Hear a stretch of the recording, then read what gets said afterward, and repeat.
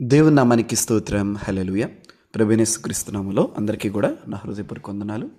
మొదటి తెస్సలోనికీయులకు రాసిన పత్రిక 1వ అధ్యాయం 6వ వచనం. పరిశుద్ధాత్మ వలన కలుగు ఆనందముతో గొప్ప ఉపద్రవమందు మీరు వాక్యమును అంగీకరించి మమ్మును ప్రభువును పోలి నడుచుకుని వారైతిరి. ఆమేన్. చూడండి దేవుని వాక్యాన్ని.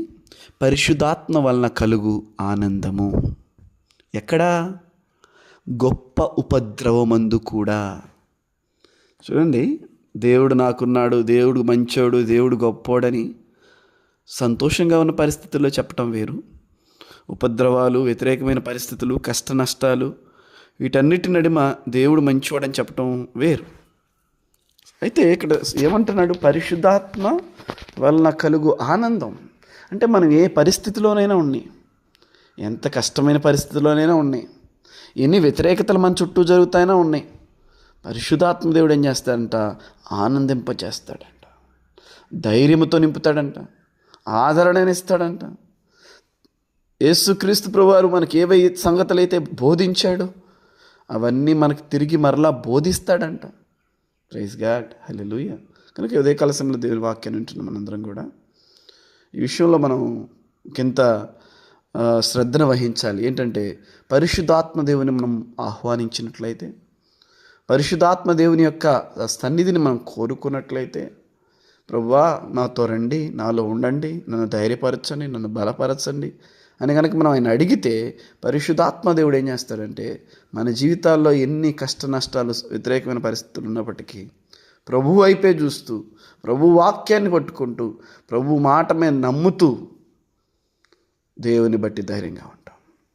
ప్రార్థనకి వెళ్తున్నా ఉంటున్నారు, వాక్యం వింటున్నా ఉంటున్నారు, మందిరంకి వెళ్ళి వచ్చే ఉపవాసాలు అంటున్నారు, మందిరం అంటున్నారు, అన్నీ అంటున్నారు.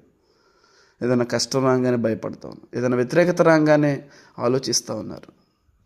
పరిశుద్ధాత్మ దేవుడు అన్ని పరిస్థితుల్లో దేవుని బట్టి సంతోషించే వ్యక్తులుగా, దేవుని బట్టి ఆనందించే వ్యక్తులుగా మన జీవితాల్లో అటువంటి గొప్ప కార్యాలు జరిగిస్తాడు. ఈ విషయం మనం గ్రహించాలి.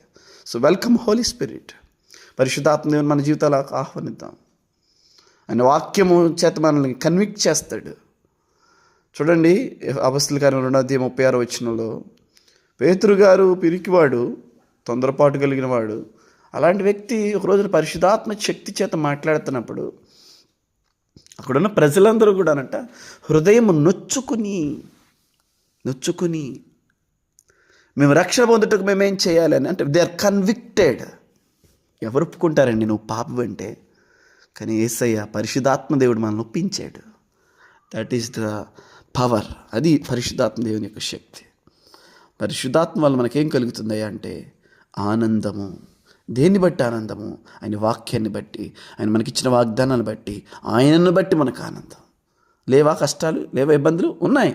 అన్నిటి నడుమ కూడా. Praise god. హల్లెలూయా.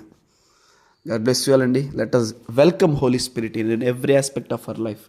ప్రతి భాగములో, ప్రతి విషయంలో పరిశుద్ధాత్మ దేవుని మనం ఆహ్వానించుకొని ఆయనతో కలిసి ట్రావెల్ చేసే వ్యక్తులుగా మనందరం కూడా ఉందాం.